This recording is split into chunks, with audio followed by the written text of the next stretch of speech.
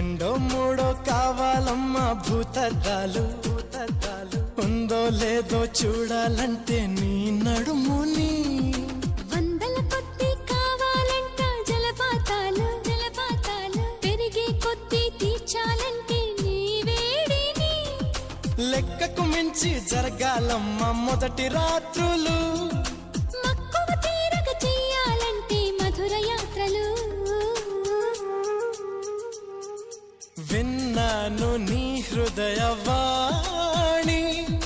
వెన్నెల్లలో నిన్ను చేరని మన్మధుడే బ్రహ్మను పూని సృష్టించాడేమో గాని 60 కేజీల దుడుకుతనాన్ని